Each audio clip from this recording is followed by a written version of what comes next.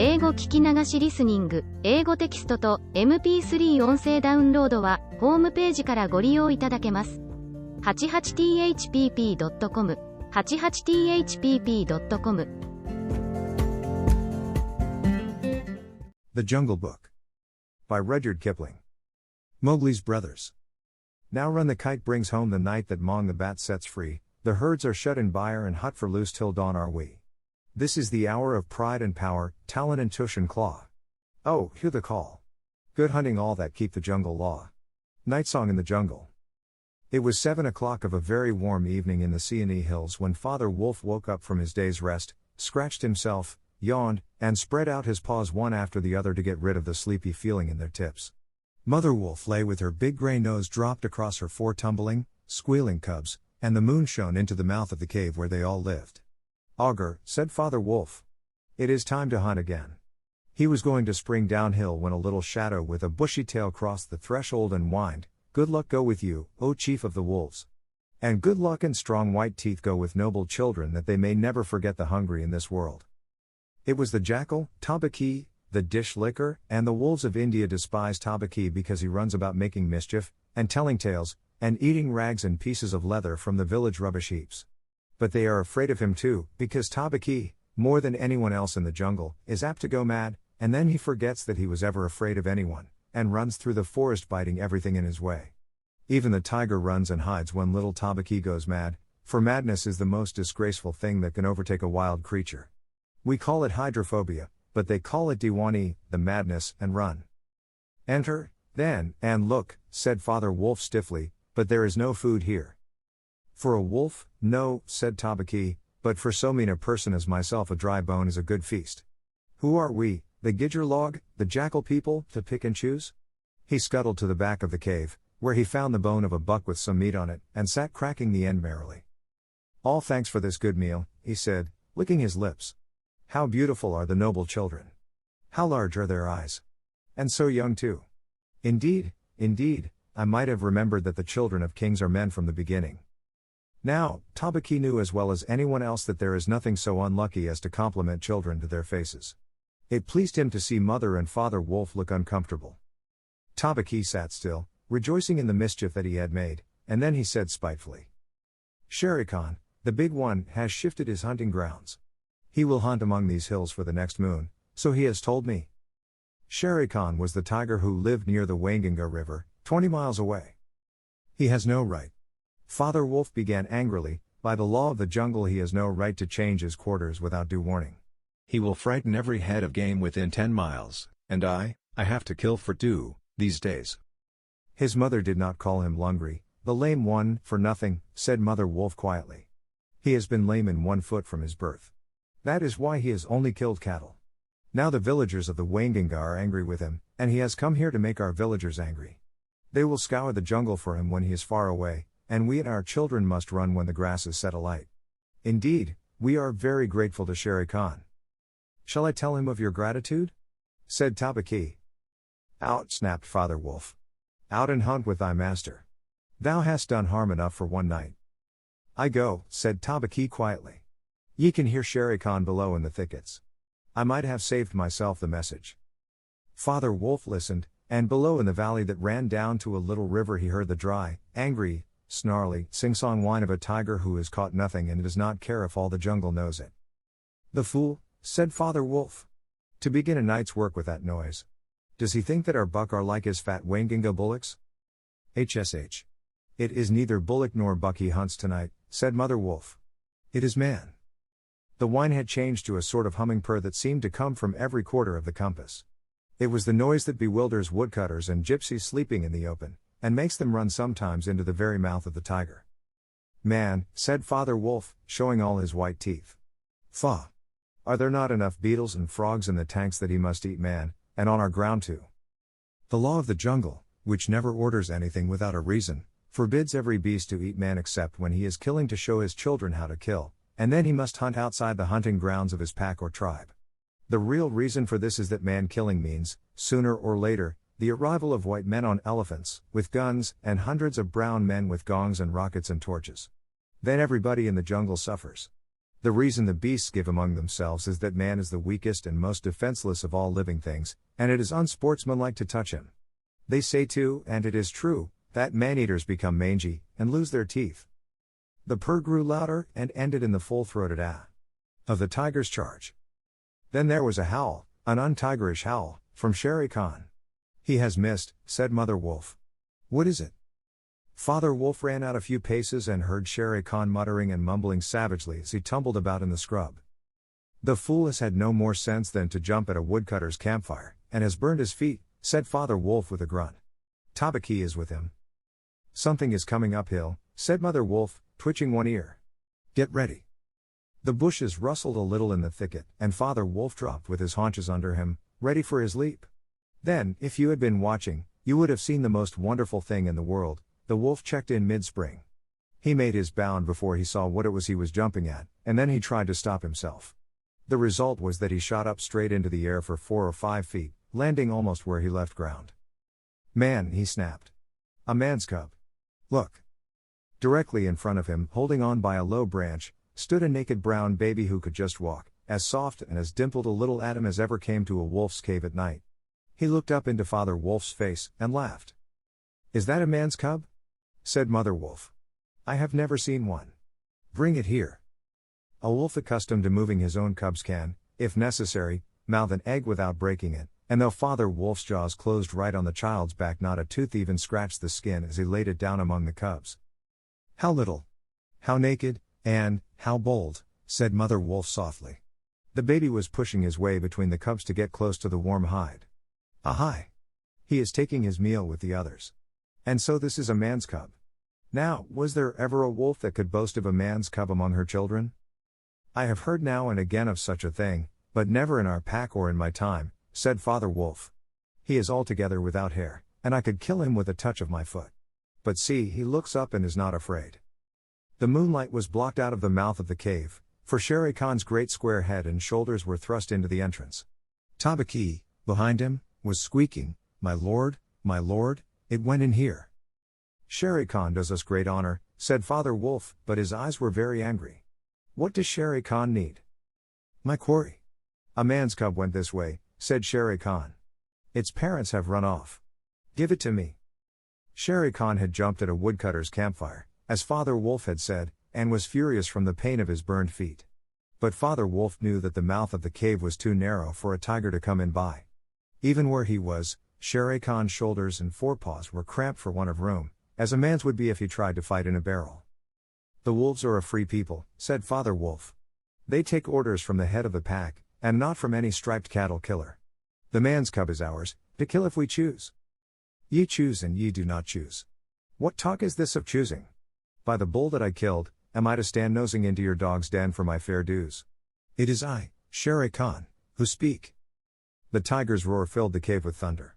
Mother Wolf shook herself clear of the cubs and sprang forward, her eyes, like 2 green moons in the darkness, facing the blazing eyes of Shere Khan.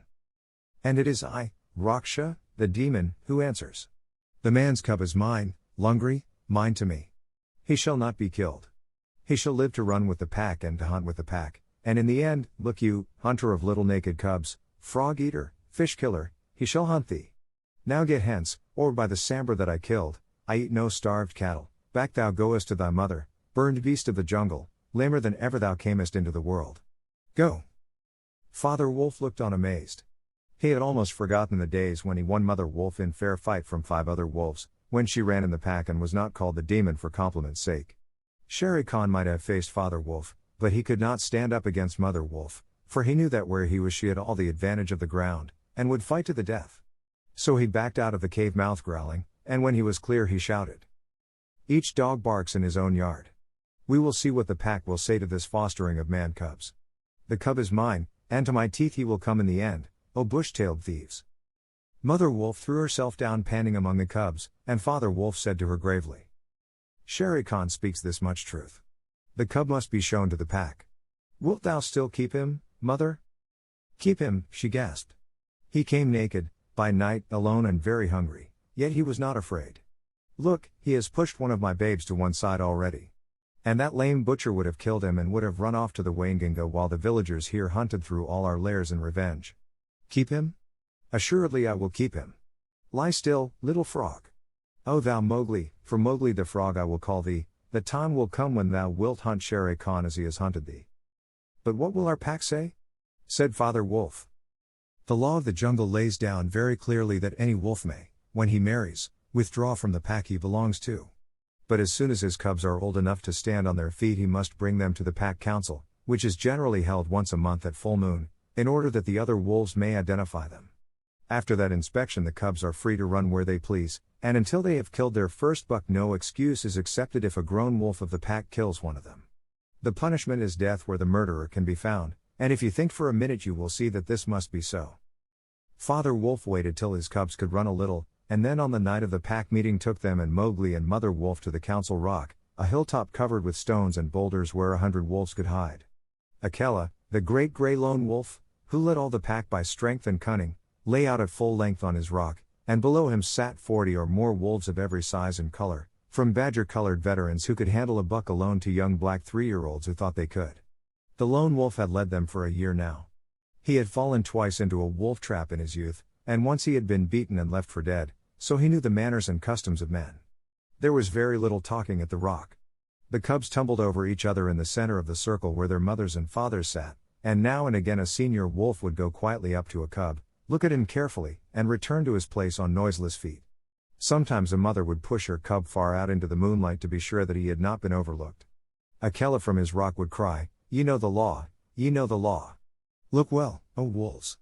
And the anxious mothers would take up the call, "Look, look well, O wolves." At last, and Mother Wolf's neck bristles lifted as the time came, Father Wolf pushed Mowgli the frog, as they called him, into the center, where he sat laughing and playing with some pebbles that glistened in the moonlight. Akela never raised his head from his paws, but went on with the monotonous cry, "Look well." A muffled roar came up from behind the rocks, the voice of Shere Khan crying, "The cub is mine. Give him to me." What have the free people to do with a man's cub? Akela never even twitched his ears. All he said was, "Look well, O wolves." What have the free people to do with the orders of any save the free people? Look well. There was a chorus of deep growls, and a young wolf in his 4th year flung back Shere Khan's question to Akela, "What have the free people to do with a man's cub?"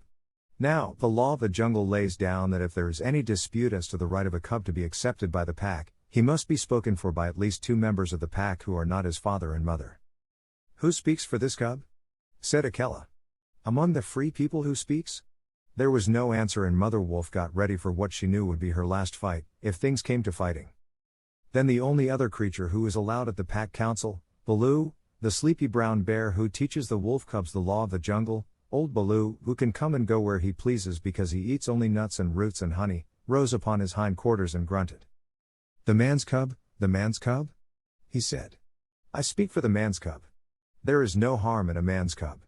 I have no gift of words, but I speak the truth. Let him run with the pack, and be entered with the others. I myself will teach him." "We need yet another," said Akela. "Baloo has spoken, and he is our teacher for the young cubs. Who speaks besides Baloo?"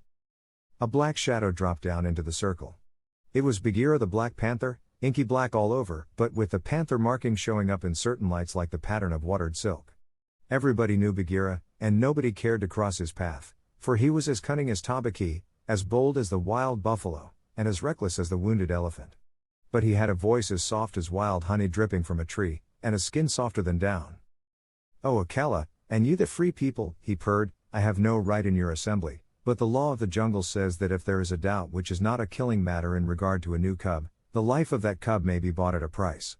And the law does not say who may or may not pay that price. Am I right?" "Good. Good," said the young wolves, who are always hungry. "Listen to Bagheera. The cub can be bought for a price. It is the law. Knowing that I have no right to speak here, I ask your leave." "Speak then," cried 20 voices. "To kill a naked cub is shame. Besides, he may make better sport for you when he is grown. Baloo has spoken in his behalf. Now to Baloo's word I will add 1 bull, and a fat one, newly killed, not half a mile from here, if you will accept the man's cub according to the law. Is it difficult?" There was a clamor of scores of voices, saying, "What matter? He will die in the winter rains. He will scorch in the sun. What harm can a naked frog do us? Let him run with the pack. Where is the bull, Bagheera? Let him be accepted. And then came Akela's deep bay, crying, look well, oh wolves. Mowgli was still deeply interested in the pebbles, and he did not notice when the wolves came and looked at him one by one. At last they all went down the hill for the dead bull, and only Akela, Bagheera, Baloo, and Mowgli's own wolves were left. Shere Khan roared still in the night, for he was very angry that Mowgli had not been handed over to him. Roar well, said Bagheera, under his whiskers, for the time will come when this naked thing will make thee roar to another tune, or I know nothing of man. It was well done, said Akela. Men and their cubs are very wise. He may be a help in time. Truly, a help in time of need, for none can hope to lead the pack forever, said Bagheera. Akela said nothing. He was thinking of the time that comes to every leader of every pack when his strength goes from him and he gets feebler and feebler, till at last he is killed by the wolves and a new leader comes up, to be killed in his turn. Take him away, he said to Father Wolf, and train him as befits one of the free people. And that is how Mowgli was entered into the Seeonee wolf pack for the price of a bull and on Baloo's good word.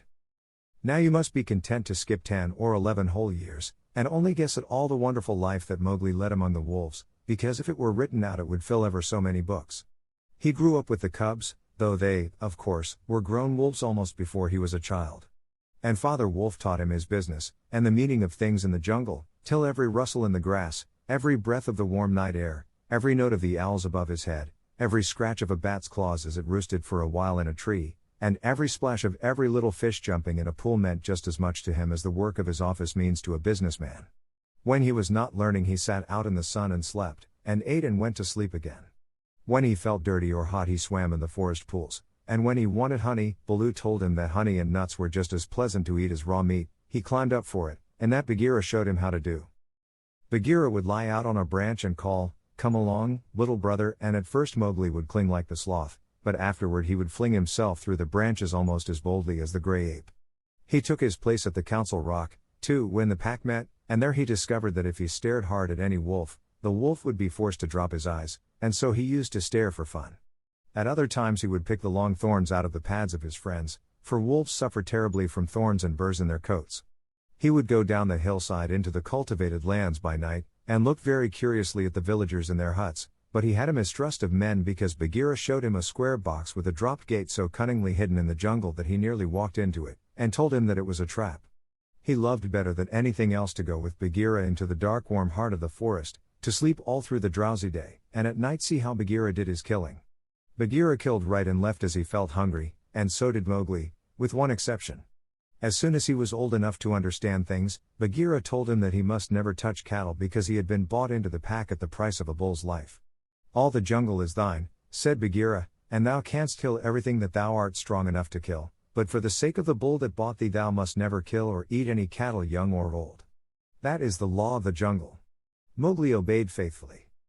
And he grew and grew strong as a boy must grow who does not know that he is learning any lessons, and who has nothing in the world to think of except things to eat.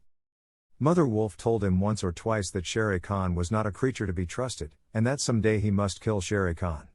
But though a young wolf would have remembered that advice every hour, Mowgli forgot it because he was only a boy, though he would have called himself a wolf if he had been able to speak in any human tongue. Shere Khan was always crossing his path in the jungle, for as Akela grew older and feebler the lame tiger had come to be great friends with the younger wolves of the pack, who followed him for scraps, a thing Akela would never have allowed if he had dared to push his authority to the proper bounds. Then Shere Khan would flatter them and wonder that such fine young hunters were content to be led by a dying wolf and a man's cub. "They tell me," Shere Khan would say, "that at council ye dare not look him between the eyes." And the young wolves would growl and bristle. Bagheera, who had eyes and ears everywhere, knew something of this, and once or twice he told Mowgli in so many words that Shere Khan would kill him some day. Mowgli would laugh and answer, "I have the pack and I have thee, and Baloo, though he is so lazy, might strike a blow or two for my sake. Why should I be afraid?" It was one very warm day that a new notion came to Bagheera, born of something that he had heard. Perhaps Iki the porcupine had told him, but he said to Mowgli when they were deep in the jungle, as the boy lay with his head on Bagheera's beautiful black skin, "Little brother, how often have I told thee that Shere Khan is thy enemy?"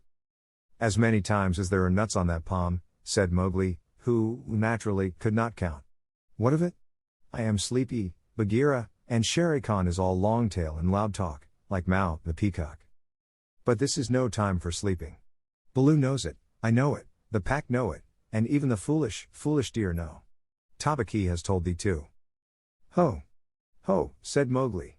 Tabaki came to me not long ago with some rude talk that I was a naked man's cub and not fit to dig pignuts. But I caught Tabaki by the tail and swung him twice against a palm tree to teach him better manners. That was foolishness, for though Tabaki is a mischief maker, he would have told thee of something that concerned thee closely. Open those eyes, little brother. Shere Khan dare not kill thee in the jungle. But remember, Akela is very old, and soon the day comes when he cannot kill his buck, and then he will be leader no more.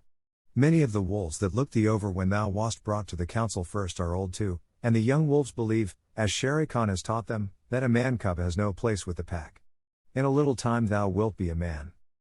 And what is a man that he should not run with his brothers? Said Mowgli. I was born in the jungle. I have obeyed the law of the jungle, and there is no wolf of ours from whose paws I have not pulled a thorn. Surely they are my brothers. Bagheera stretched himself at full length and half shut his eyes. Little brother, said he, feel under my jaw. Mowgli put up his strong brown hand, and just under Bagheera's silky chin, where the giant rolling muscles were all hid by the glossy hair, he came upon a little bald spot. There is no one in the jungle that knows that I, Bagheera, carry that mark, the mark of the collar, and yet, little brother, I was born among men, and it was among men that my mother died, in the cages of the king's palace at Udaipur. It was because of this that I paid the price for thee at the council when thou wast a little naked cub. Yes, I too was born among men. I had never seen the jungle. They fed me behind bars from an iron pan till one night I felt that I was Bagheera, the panther, and no man's plaything, and I broke the silly lock with one blow of my paw and came away. And because I had learned the ways of men, I became more terrible in the jungle than Shere Khan. Is it not so? Yes, said Mowgli, all the jungle fear Bagheera, all except Mowgli. Oh, thou art a man's cub, said the Black Panther very tenderly. And even as I return to my jungle, so thou must go back to men at last, to the men who are thy brothers, if thou art not killed in the council. But why should any wish to kill me? Said Mowgli. Look at me, said Bagheera. And Mowgli looked at him steadily between the eyes. The big panther turned his head away in half a minute. That is why, he said, shifting his paw on the leaves. Not even I can look thee between the eyes, and I was born among men, and I love thee, little brother. The others they hate thee because their eyes cannot meet thine, because thou art wise, because thou hast pulled out thorns from their feet, because thou art a man. I did not know these things, said Mowgli sullenly, and he frowned under his heavy black eyebrows. What is the law of the jungle? Strike first and then give tongue. By thy very carelessness they know that thou art a man. But be wise. It is in my heart that when Akela misses his next kill, and at each hunt it costs him more to pin the buck, the pack will turn against him and against thee. They will hold a jungle council at the rock, and then, I have it, said Bagheera, leaping up. Go thou down quickly to the men's huts in the valley, and take some of the red flower which they grow there, so that when the time comes thou mayest have even a stronger friend than I or Baloo or those of the pack that love thee. Get the red flower. By red flower Bagheera meant fire, only no creature in the jungle will call fire by its proper name. Every beast lives in deadly fear of it, and invents 100 ways of describing it. The red flower? Said Mowgli. That grows outside their huts in the twilight. I will get some. There speaks the man's cub, said Bagheera proudly. Remember that it grows in little pots. Get one swiftly, and keep it by thee for time of need. Good, said Mowgli. I go. But art thou sure, oh my Bagheera? He slipped his arm around the splendid neck and looked deep into the big eyes. Art thou sure that all this is Shere Khan's doing? By the broken lock that freed me, I am sure, little brother. Then, by the bull that bought me, I will pay Shere Khan full tale for this, and it may be a little over, said Mowgli, and he bounded away. That is a man. That is all a man, said Bagheera to himself, lying down again. Oh, Shere Khan, never was a blacker hunting than that frog hunt of thine 10 years ago. Mowgli was far and far through the forest, running hard, and his heart was hot in him. He came to the cave as the evening mist rose, and drew breath, and looked down the valley. The cubs were out, but Mother Wolf, at the back of the cave, knew by his breathing that something was troubling her frog. What is it, son? She said. Some bats chatter of Shere Khan, he called back. I hunt among the plowed fields tonight, and he plunged downward through the bushes, to the stream at the bottom of the valley. There he checked, for he heard the yell of the pack hunting, heard the bellow of a hunted sambar, and the snort as the buck turned at bay. Then there were wicked, bitter howls from the young wolves. Akela! Akela! Let the lone wolf show his strength. Room for the leader of the pack. Spring, Akela. The lone wolf must have sprung and missed his hold, for Mowgli heard the snap of his teeth and then a yelp as the sambar knocked him over with his forefoot. He did not wait for anything more, but dashed on, and the yells grew fainter behind him as he ran into the croplands where the villagers lived. Bagheera spoke truth, he panted, as he nestled down in some cattle fodder by the window of a hut. Tomorrow is one day both for Akela and for me. Then he pressed his face close to the window and watched the fire on the hearth. He saw the husbandman's wife get up and feed it in the night with black lumps. And when the morning came and the mists were all white and cold, he saw the man's child pick up a wicker pot plastered inside with earth, fill it with lumps of red-hot charcoal, put it under his blanket, and go out to tend the cows in the byre. "Is that all?" said Mowgli. "If a cub can do it, there is nothing to fear." So he strode round the corner and met the boy, took the pot from his hand, and disappeared into the mist while the boy howled with fear. "They are very like me," said Mowgli, blowing into the pot as he had seen the woman do. "This thing will die if I do not give it things to eat," and he dropped twigs and dried bark on the red stuff. Halfway up the hill he met Bagheera with the morning dew shining like moonstones on his coat. "Akela has missed," said the panther. "They would have killed him last night, but they needed thee also. They were looking for thee on the hill. I was among the ploughed lands. I am ready. See." Mowgli held up the fire pot. "Good. Now, I have seen men thrust a dry branch into that stuff, and presently the red flower blossomed at the end of it. Art thou not afraid?" "No. Why should I fear? I remember now, if it is not a dream, how, before I was a wolf, I lay beside the red flower, and it was warm and pleasant." All that day Mowgli sat in the cave tending his fire pot and dipping dry branches into it to see how they looked. He found a branch that satisfied him, and in the evening when Tabaqui came to the cave and told him rudely enough that he was wanted at the council rock, he laughed till Tabaqui ran away. Then Mowgli went to the council, still laughing. Akela the lone wolf lay by the side of his rock as a sign that the leadership of the pack was open, and Shere Khan with his following of scrap-fed wolves walked to and fro openly being flattered. Bagheera lay close to Mowgli, and the fire pot was between Mowgli's knees. When they were all gathered together, Shere Khan began to speak, a thing he would never have dared to do when Akela was in his prime. "He has no right," whispered Bagheera. "Say so. He is a dog's son. He will be frightened." Mowgli sprang to his feet. "Free people," he cried, "does Shere Khan lead the pack? What has a tiger to do with our leadership?" Seeing that the leadership is yet open, and being asked to speak, Shere Khan began. "By whom?" said Mowgli. "Are we all jackals, to fawn on this cattle butcher? The leadership of the pack is with the pack alone." There were yells of silence. "Thou man's cub! Let him speak. He has kept our law," and at last the seniors of the pack thundered, "Let the dead wolf speak. When a leader of the pack has missed his kill, he is called the dead wolf as long as he lives, which is not long." Akela raised his old head wearily. "Free people, and ye too, jackals of Shere Khan, for 12 seasons I have led ye to and from the kill, and in all that time not one has been trapped or maimed. Now I have missed my kill. Ye know how that plot was made. Ye know how ye brought me up to an untried buck to make my weakness known. It was cleverly done. Your right is to kill me here on the council rock, now. Therefore, I ask, who comes to make an end of the lone wolf? For it is my right, by the law of the jungle, that ye come one by one." There was a long hush, for no single wolf cared to fight Akela to the death. Then Shere Khan roared, "Bah! What have we to do with this toothless fool? He is doomed to die. It is the man-cub who has lived too long. Free people, he was my meat from the first. Give him to me. I am weary of this man-wolf folly. He has troubled the jungle for 10 seasons. Give me the man-cub, or I will hunt here always, and not give you one bone. He is a man's child, and from the marrow of my bones I hate him." Then more than half the pack yelled, "A man! A man! What has a man to do with us? Let him go to his own place." "And turn all the people of the villages against us?" clamored Shere Khan. "No, give him to me. He is a man, and none of us can look him between the eyes." Akela lifted his head again and said, "He has eaten our food. He has slept with us. He has driven game for us. He has broken no word of the law of the jungle. Also, I paid for him with a bull when he was accepted. The worth of a bull is little, but Bagheera's honor is something that he will perhaps fight for," said Bagheera in his gentlest voice. "A bull paid 10 years ago." The pack snarled. "What do we care for bones 10 years old? Or for a pledge?" said Bagheera, his white teeth bared under his lip. Well, are ye called the free people? No man's cub can run with the people of the jungle, howled Shere Khan. Give him to me. He is our brother in all but blood, Akela went on, and ye would kill him here. In truth, I have lived too long. Some of ye are eaters of cattle, and of others I have heard that, under Shere Khan's teaching, ye go by dark night and snatch children from the villager's doorstep. Therefore I know ye to be cowards, and it is to cowards I speak. It is certain that I must die, and my life is of no worth, or I would offer that in the man-cub's place.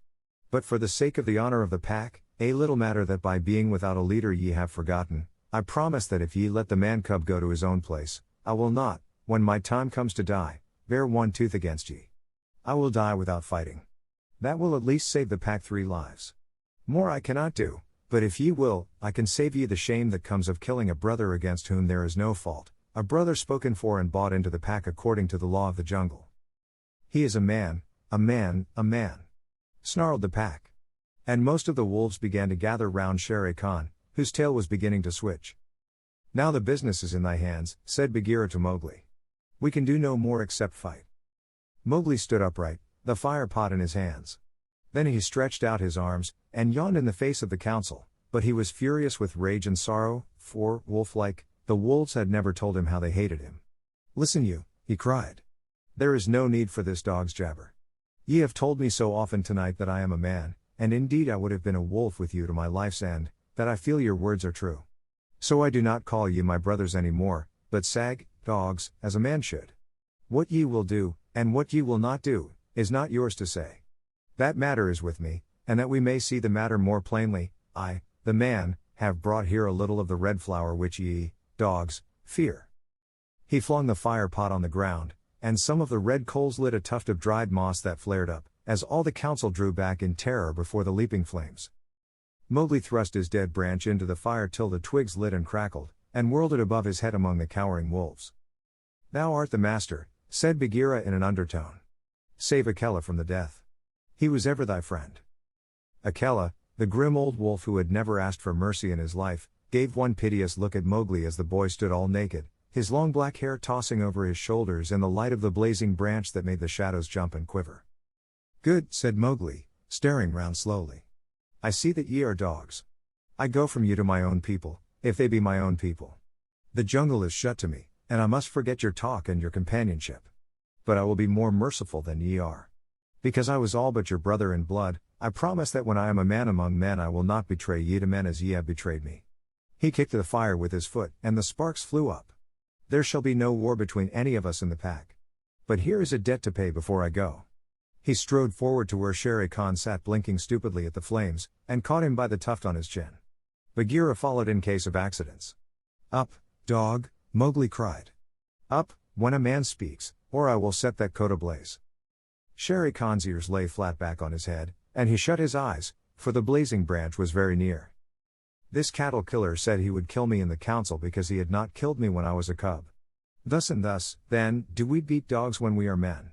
Stir a whisker, Lungri, and I ram the red flower down thy gullet. He beat Shere Khan over the head with the branch, and the tiger whimpered and whined in an agony of fear. Pa! Singed Jungle Cat, go now. But remember when next I come to the council rock, as a man should come, it will be with Shere Khan's hide on my head. For the rest, Akela goes free to live as he pleases. Ye will not kill him, because that is not my will. Nor do I think that ye will sit here any longer, lolling out your tongues as though ye were somebody's, instead of dogs whom I drive out, thus. Go! The fire was burning furiously at the end of the branch, and Mowgli struck right and left round the circle, and the wolves ran howling with the sparks burning their fur. At last there were only Akela, Bagheera, and perhaps 10 wolves that had taken Mowgli's part. Then something began to hurt Mowgli inside him, as he had never been hurt in his life before, and he caught his breath and sobbed, and the tears ran down his face. What is it? What is it? He said. I do not wish to leave the jungle, and I do not know what this is. Am I dying, Bagheera? No, little brother. That is only tears such as men use, said Bagheera. Now I know thou art a man, and a man's cub no longer. The jungle is shut indeed to thee henceforward. Let them fall, Mowgli. They are only tears. So Mowgli sat and cried as though his heart would break, and he had never cried in all his life before. Now, he said, I will go to men. But first I must say farewell to my mother. And he went to the cave where she lived with Father Wolf, and he cried on her coat, while the 4 cubs howled miserably. "You will not forget me?" said Mowgli. "Never while we can follow a trail," said the cubs. "Come to the foot of the hill when thou art a man, and we will talk to thee, and we will come into the croplands to play with thee by night." "Come soon," said Father Wolf. "O wise little frog, come again soon, for we be old, thy mother and I." "Come soon," said Mother Wolf, "little naked son of mine. For, listen, child of man, I love thee more than ever I loved my cubs." "I will surely come," said Mowgli. "And when I come it will be to lay out Shere Khan's hide upon the council rock. Do not forget me. Tell them in the jungle never to forget me." The dawn was beginning to break when Mowgli went down the hillside alone, to meet those mysterious things that are called men. Hunting Song of the Seeonee Pack. As the dawn was breaking, the sambar belled once, twice, and again. And a doe leapt up from the pond in the wood where the wild deer sup. This I, scouting alone, beheld, once, twice, and again. As the dawn was breaking, the sambar belled once, twice, and again. And a wolf stole back to carry the word to the waiting pack, and we sought and we found and we bayed on his track once, twice, and again. As the dawn was breaking, the wolf pack yelled once, twice, and again. Feet in the jungle that leave no mark. Eyes that can see in the dark, the dark. Tongue, give tongue to it. Hark! Oh hark! Once, twice, and again. Kaa's hunting. His spots are the joy of the leopard, his horns are the buffalo's pride. Be clean, for the strength of the hunter is known by the gloss of his hide. If ye find that the bullock can toss you, or the heavy-browed sambar can gore, ye need not stop work to inform us, we knew it 10 seasons before. Oppress not the cubs of the stranger, but hail them as sister and brother, for though they are little and foobsy, it may be the bear is their mother. There is none like to me. Says the cub in the pride of his earliest kill, but the jungle is large and the cub he is small. Let him think and be still. Maxims of Baloo. All that is told here happened some time before Mowgli was turned out of the Seeonee wolf pack, or revenged himself on Shere Khan the tiger. It was in the days when Baloo was teaching him the law of the jungle. The big, serious, old brown bear was delighted to have so quick a pupil, for the young wolves will only learn as much of the law of the jungle as applies to their own pack and tribe, and run away as soon as they can repeat the hunting verse: feet that make no noise, eyes that can see in the dark, ears that can hear the winds in their lairs, and sharp white teeth. All these things are the marks of our brothers except Tabaki the jackal and the hyena whom we hate. But Mowgli, as a man cub, had to learn a great deal more than this. Sometimes Bagheera the Black Panther would come lounging through the jungle to see how his pet was getting on, and would purr with his head against a tree while Mowgli recited the day's lesson to Baloo. The boy could climb almost as well as he could swim, and swim almost as well as he could run. So Baloo, the teacher of the law, taught him the wood and water laws, how to tell a rotten branch from a sound one, how to speak politely to the wild bees when he came upon a hive of them 50 feet above ground, what to say to Mong the bat when he disturbed him in the branches at midday, and how to warn the water snakes in the pools before he splashed down among them. None of the jungle people like being disturbed, and all are very ready to fly at an intruder.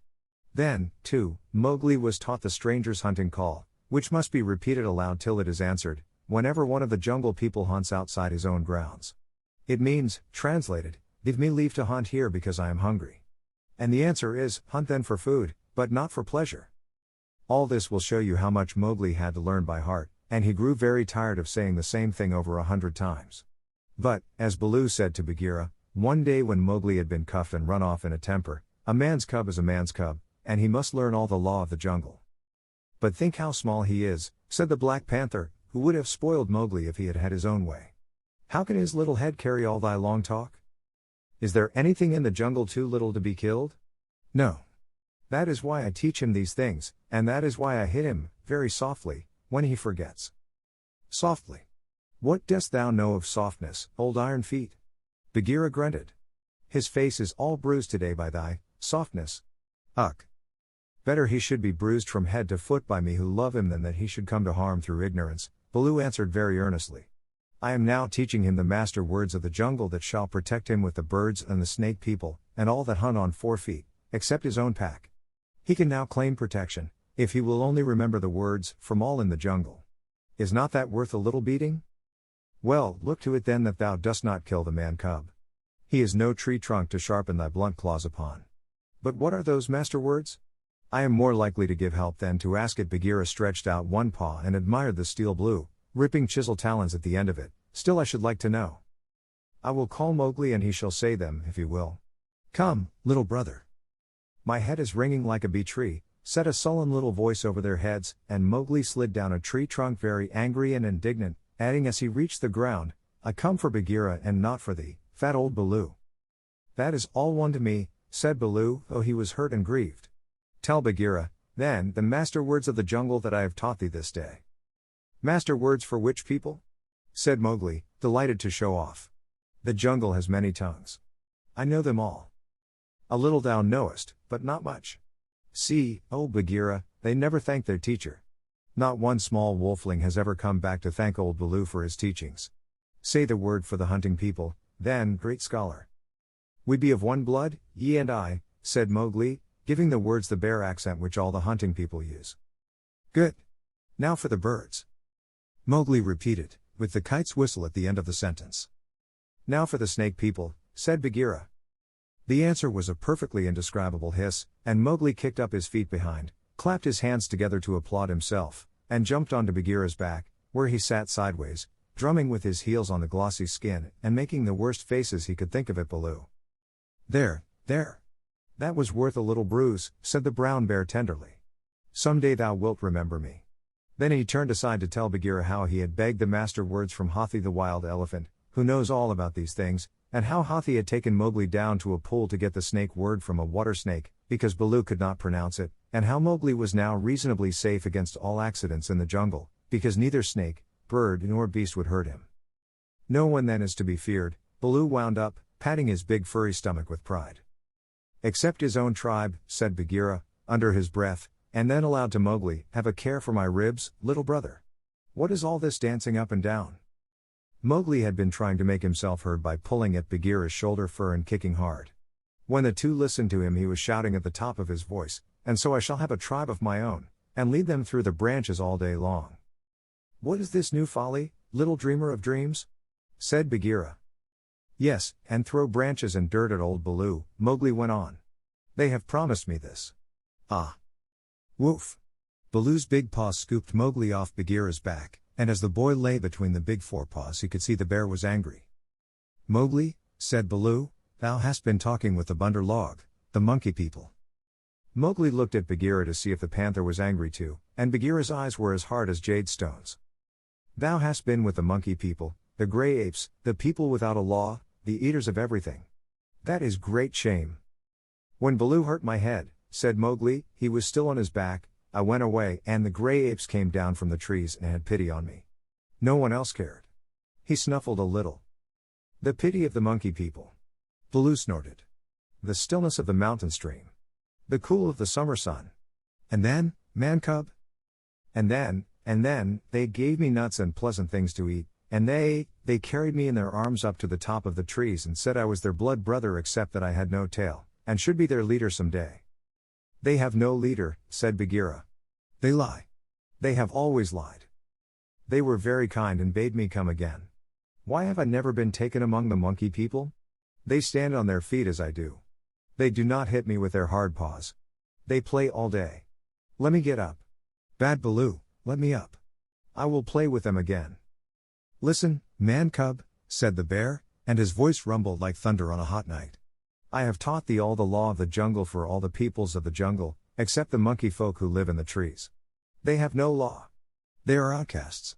They have no speech of their own, but use the stolen words which they overhear when they listen, and peep, and wait up above in the branches. Their way is not our way. They are without leaders. They have no remembrance. They boast and chatter and pretend that they are a great people about to do great affairs in the jungle, but the falling of a nut turns their minds to laughter and all is forgotten.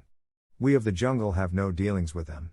We do not drink where the monkeys drink, we do not go where the monkeys go, we do not hunt where they hunt, we do not die where they die.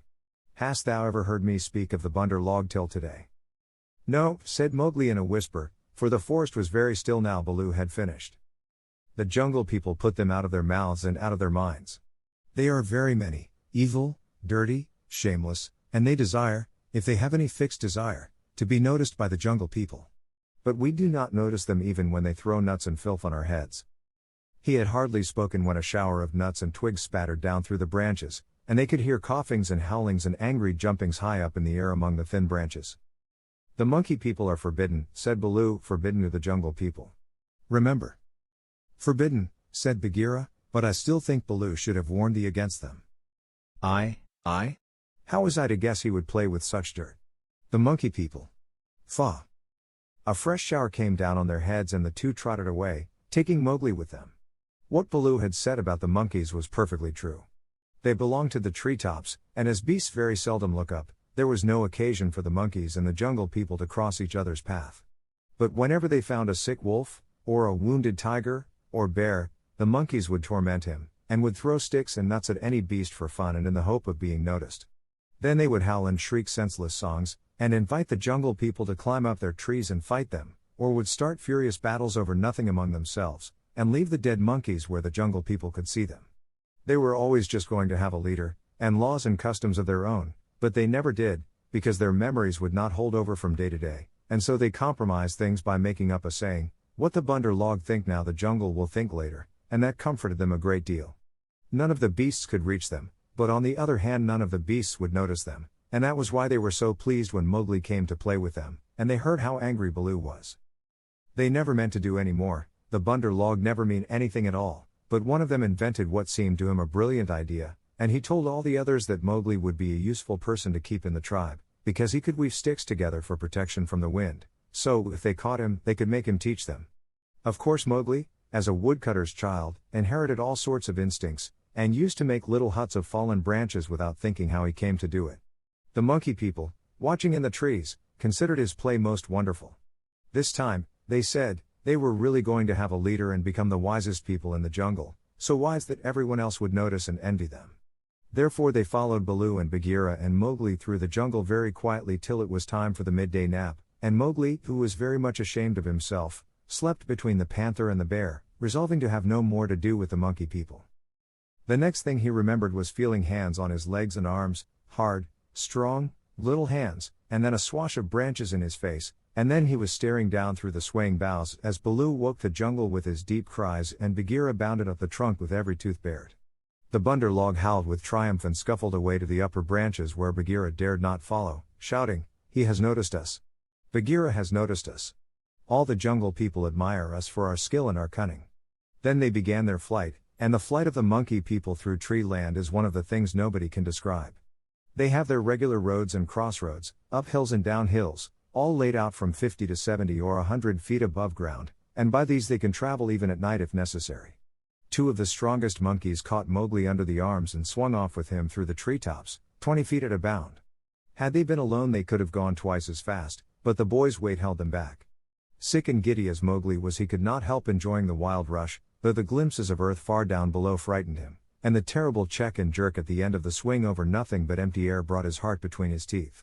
His escort would rush him up a tree till he felt the thinnest topmost branches crackle and bend under them, and then with a cough and a whoop would fling themselves into the air outward and downward, and bring up, hanging by their hands or their feet to the lower limbs of the next tree. Sometimes he could see for miles and miles across the still green jungle, as a man on the top of a mast can see for miles across the sea, and then the branches and leaves would lash him across the face, and he and his two guards would be almost down to earth again. So, bounding and crashing and whooping and yelling, the whole tribe of Bunder log swept along the tree roads with Mowgli their prisoner. For a time he was afraid of being dropped. Then he grew angry but knew better than to struggle, and then he began to think. The first thing was to send back word to Baloo and Bagheera, for, at the pace the monkeys were going, he knew his friends would be left far behind.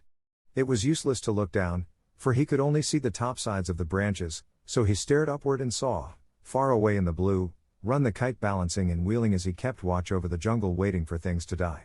Run saw that the monkeys were carrying something, and dropped a few hundred yards to find out whether their load was good to eat.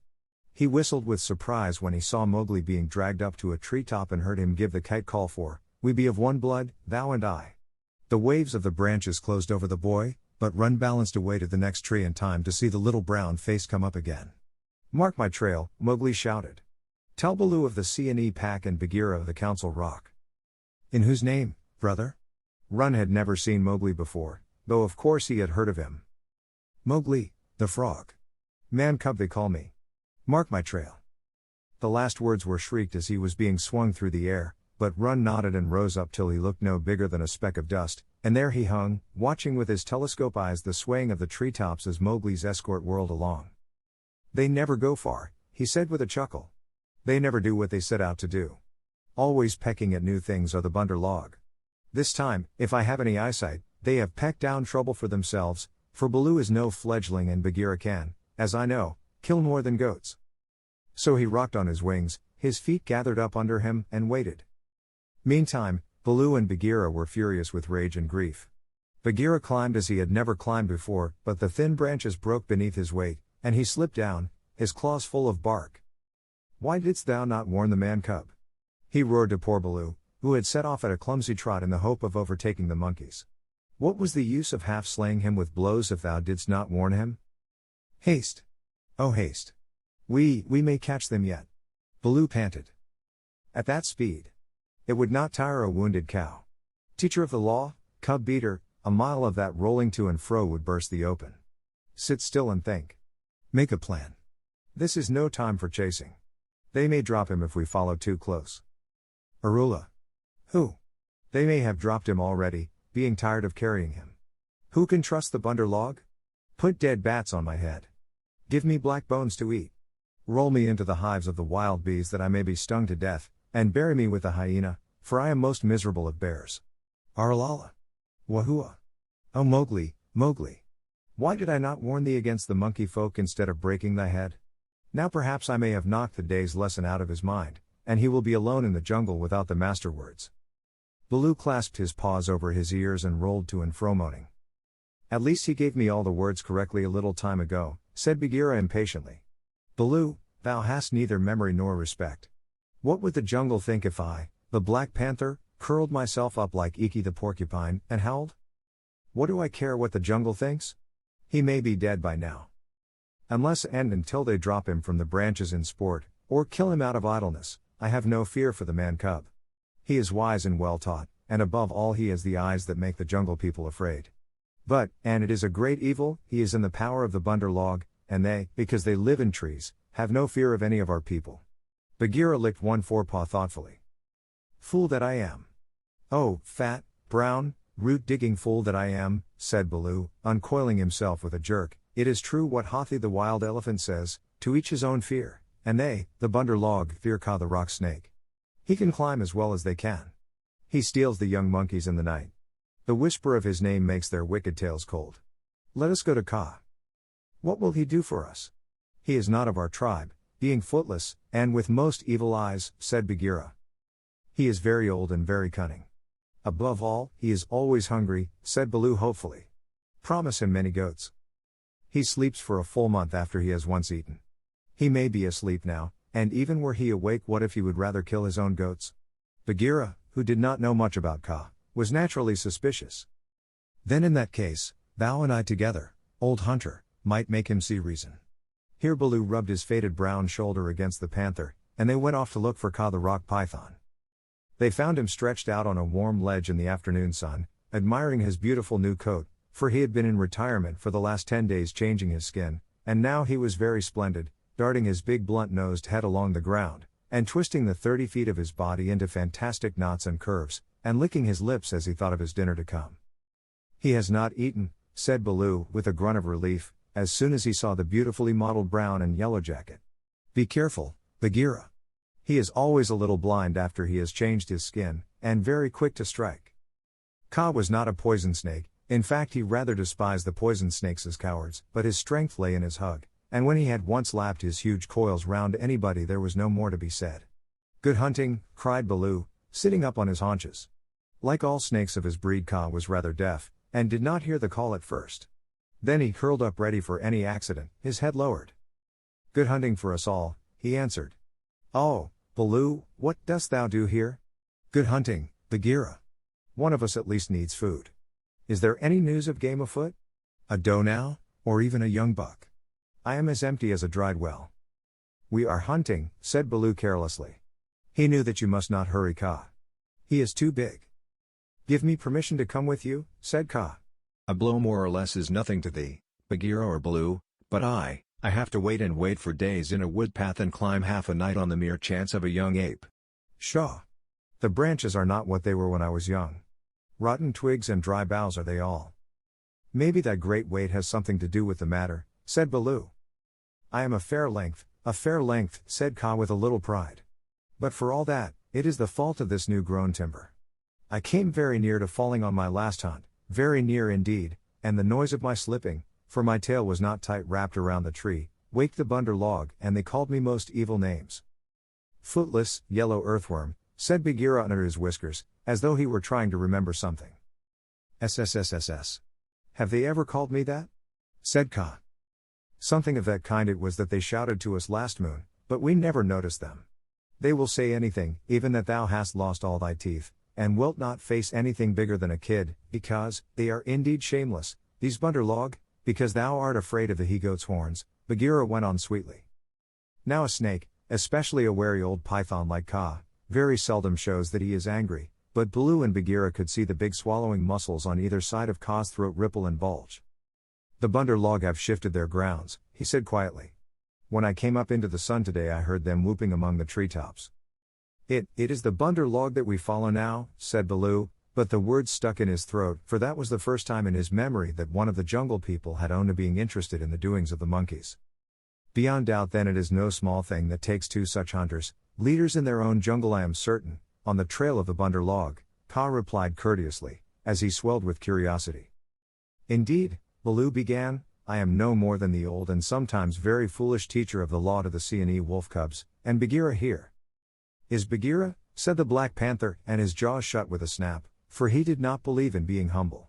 The trouble is this, those nut stealers and pickers of palm leaves have stolen away our man cub of whom thou hast perhaps heard. I heard some news from Iki, his quills make him presumptuous, of a man thing that was entered into a wolf pack, but I did not believe.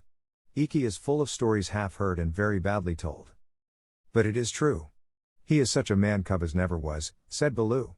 The best and wisest and boldest of man cubs, my own pupil, who shall make the name of Baloo famous through all the jungles, and besides, we, love him, Kaa. Tease, said Kaa, weaving his head to and fro. I also have known what love is. There are tales I could tell that need a clear night when we are all well fed to praise properly, said Bagheera quickly. Our man cub is in the hands of the bunder log now, and we know that of all the jungle people they fear Kaa alone. They fear me alone. They have good reason, said Kaa. Chattering, foolish, vain, foolish, and chattering, are the monkeys. But a man thing in their hands is in no good luck. They grow tired of the nuts they pick, and throw them down. They carry a branch half a day, meaning to do great things with it, and then they snap it in two. That man thing is not to be envied. They called me also, yellow fish was it not? Worm, earthworm, said Bagheera, as well as other things which I cannot now say for shame. We must remind them to speak well of their master.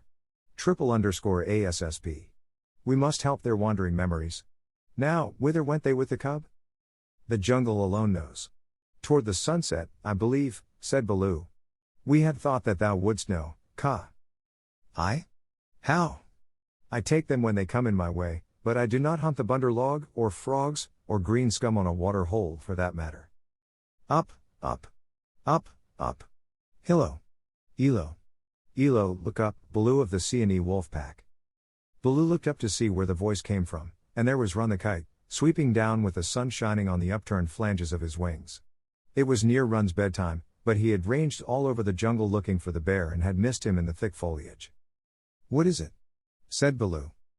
I have seen Mowgli among the bunder log. He bade me tell you. I watched. The bunder log have taken him beyond the river to the monkey city, to the cold lairs. They may stay there for a night, or 10 nights, or an hour. I have told the bats to watch through the dark time. That is my message. Good hunting, all you below. Full gorge and a deep sleep to you, Run, cried Bagheera. I will remember thee in my next kill, and put aside the head for thee alone, O best of kites. It is nothing. The boy held the master word. I could have done no less, and Run circled up again to his roost. He has not forgotten to use his tongue, said Baloo with a chuckle of pride. To think of one so young remembering the master word for the birds too while he was being pulled across trees. It was most firmly driven into him, said Bagheera. But I am proud of him, and now we must go to the cold lairs. They all knew where that place was, But few of the jungle people ever went there, because what they called the Cold Lairs was an old deserted city, lost and buried in the jungle, and beasts seldom use a place that men have once used. The wild boar will, but the hunting tribes do not. Besides, the monkeys lived there as much as they could be said to live anywhere, and no self-respecting animal would come within eyeshot of it except in times of drought, when the half-ruined tanks and reservoirs held a little water. "It is half a night's journey, at full speed," said Bagheera, and Baloo looked very serious. "I will go as fast as I can," he said anxiously. "We dare not wait for thee. Follow, Baloo. We must go on the quick foot, Kaa and I." "Feet or no feet, I can keep abreast of all thy four," said Kaa shortly. Baloo made one effort to hurry, but had to sit down panting, and so they left him to come on later, while Bagheera hurried forward, at the quick panther canter. Kaa said nothing, but, strive as Bagheera might, the huge rock python held level with him. When they came to a hill stream, Bagheera gained, because he bounded across while Kaa swam, his head and 2 feet of his neck clearing the water, but on level ground Kaa made up the distance. "By the broken lock that freed me," said Bagheera, when twilight had fallen, "thou art no slow goer." "I am hungry," said Kaa. "Besides, they called me speckled frog, worm, earthworm, and yellow to boot. All one. Let us go on," and Kaa seemed to pour himself along the ground, finding the shortest road with his steady eyes, and keeping to it. In the Cold Lairs the monkey people were not thinking of Mowgli's friends at all. They had brought the boy to the lost city, and were very much pleased with themselves for the time.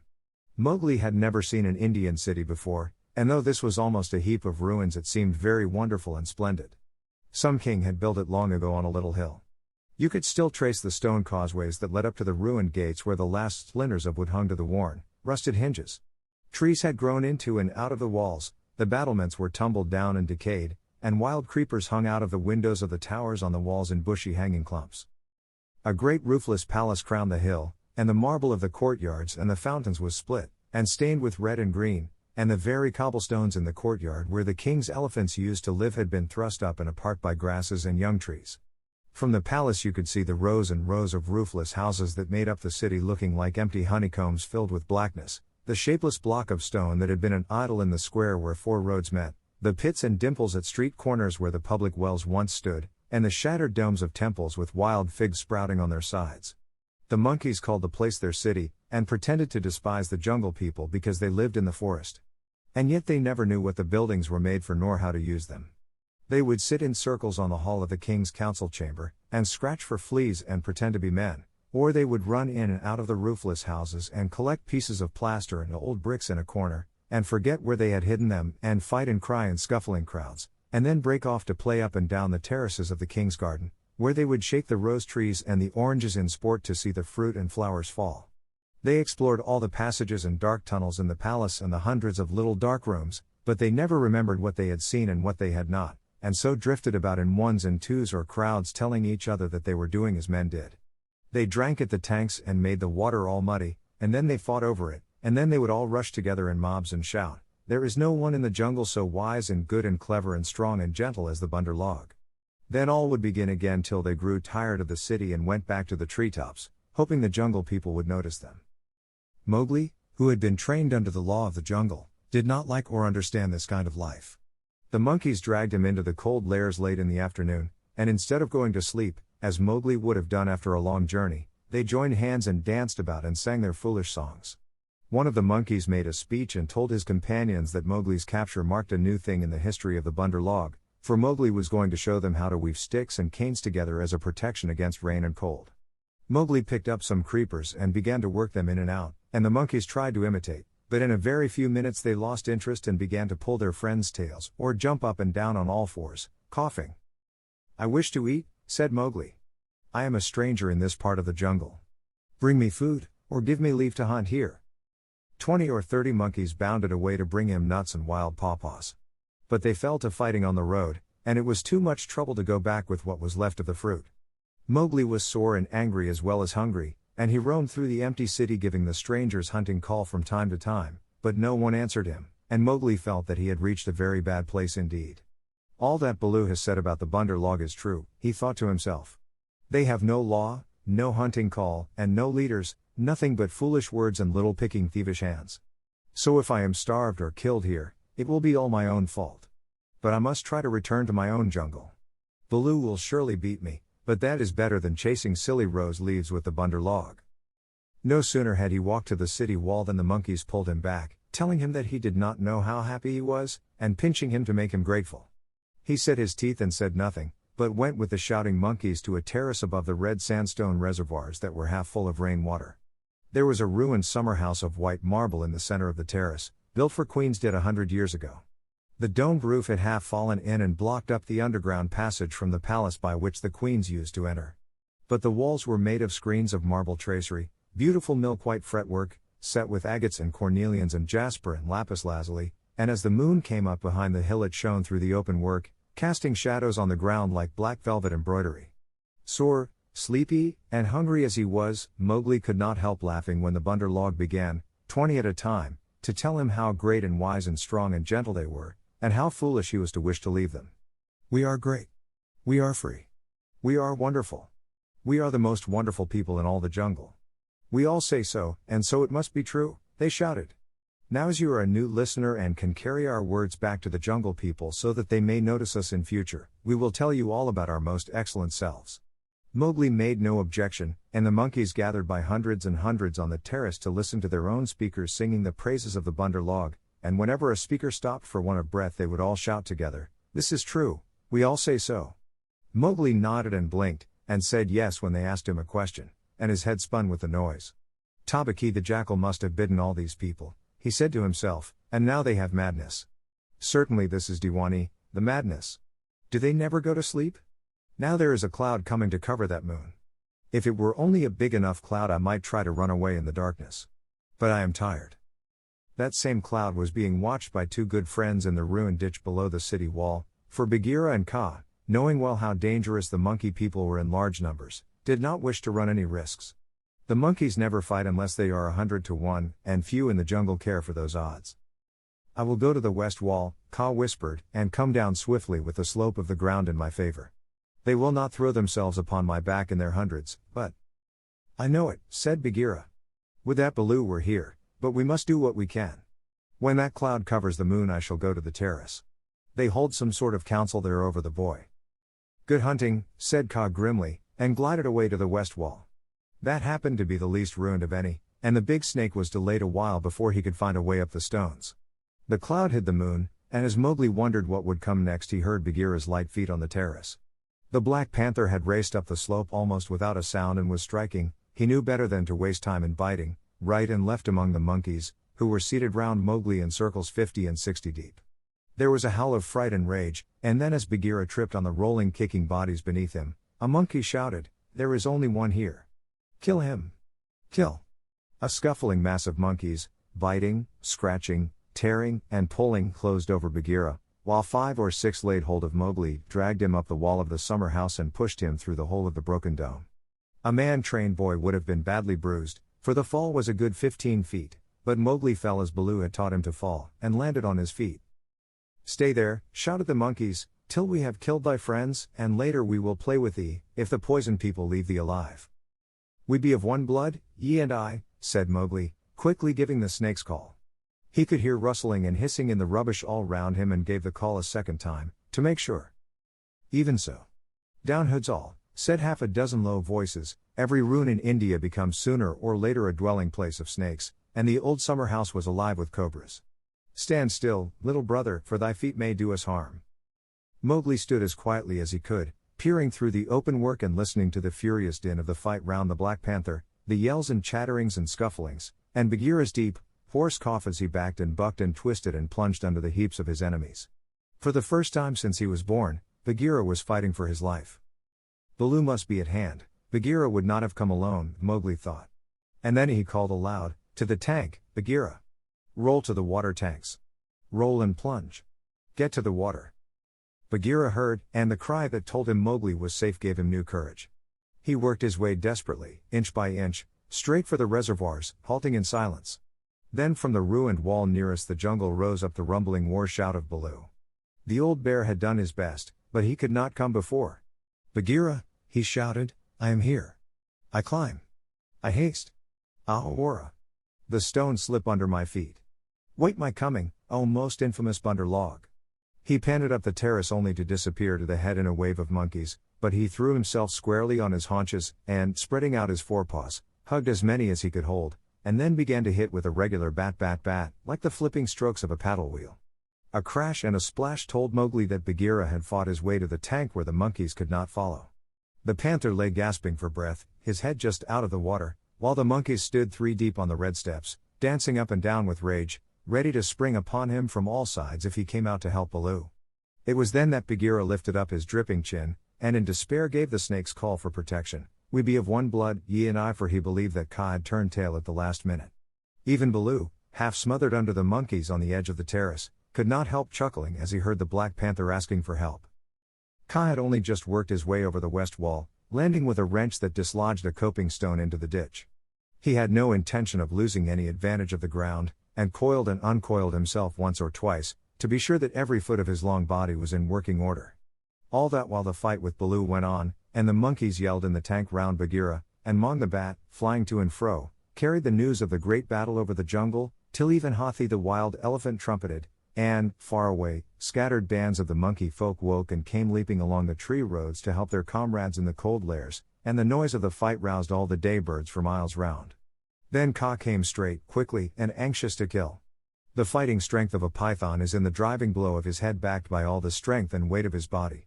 If you can imagine a lance, or a battering ram, or a hammer weighing nearly half a ton driven by a cool, quiet mind living in the handle of it, you can roughly imagine what Kaa was like when he fought. A python 4 or 5 feet long can knock a man down if he hits him fairly in the chest, and Kaa was 30 feet long, as you know. His first stroke was delivered into the heart of the crowd round Baloo. It was sent home with shut mouth in silence, and there was no need of a second. The monkeys scattered with cries of, "Kaa! It is Kaa! Run! Run!"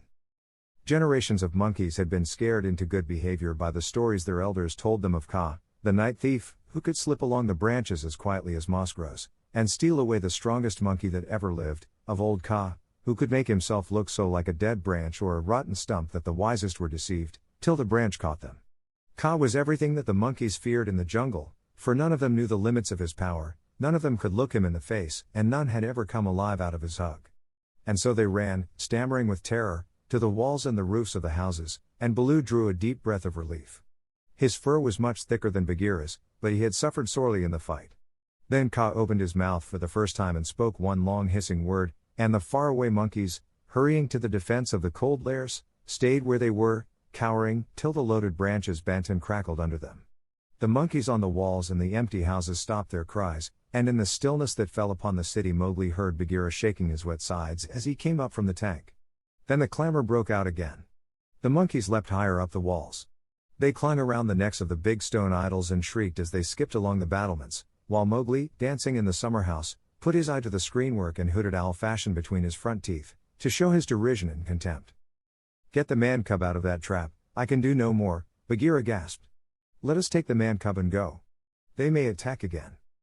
They will not move till I order them." "Stay you so," Kaa hissed, and the city was silent once more.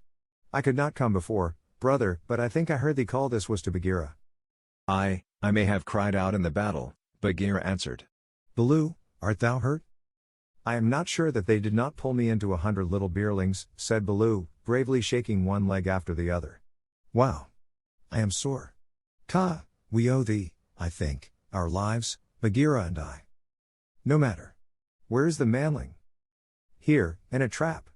I cannot climb out," cried Mowgli. The curve of the broken dome was above his head. "Take him away. He dances like Mao the peacock. He will crush our young," said the cobras inside.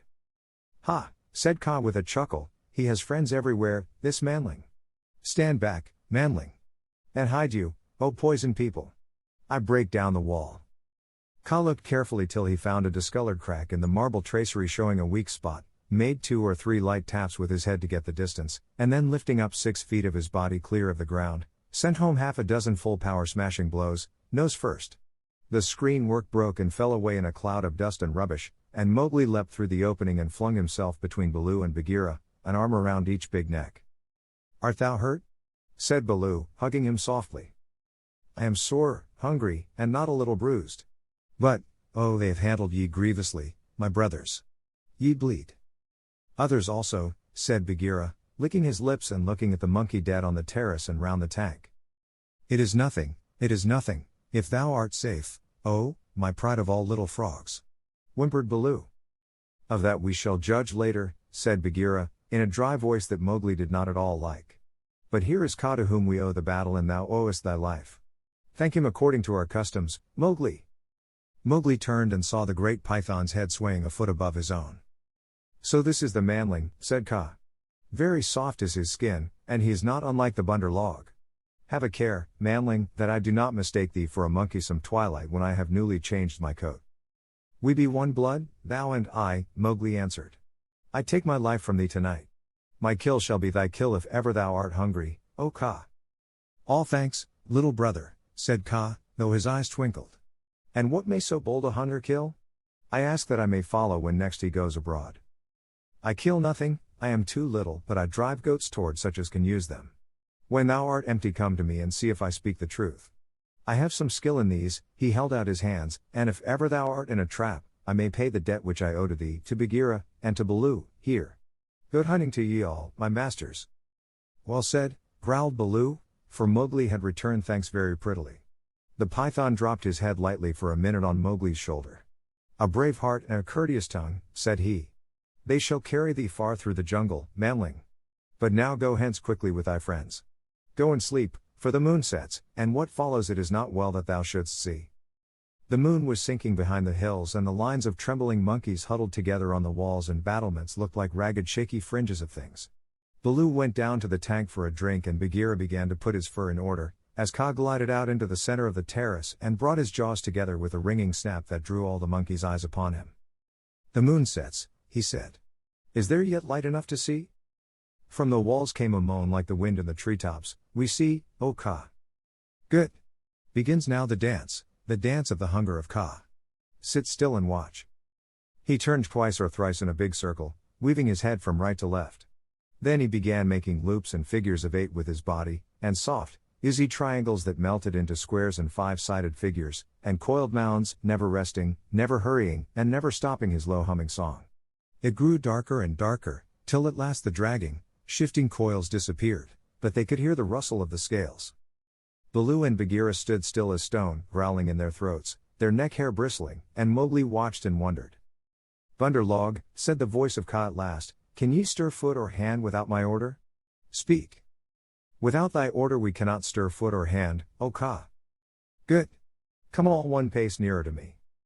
The lines of the monkeys swayed forward helplessly, and Baloo and Bagheera took one stiff step forward with them. "Nearer," hissed Kaa, and they all moved again. Mowgli laid his hands on Baloo and Bagheera to get them away, and the two great beasts started as though they had been waked from a dream. "Keep thy hand on my shoulder," Bagheera whispered. "Keep it there, or I must go back to Kaa." "Ah! It is only old Kaa making circles on the dust," said Mowgli. "Let us go." And the three slipped off through a gap in the walls to the jungle. "Woof," said Baloo when he stood under the still trees again. "Never more will I make an ally of Kaa," and he shook himself all over. "He knows more than we," said Bagheera, trembling.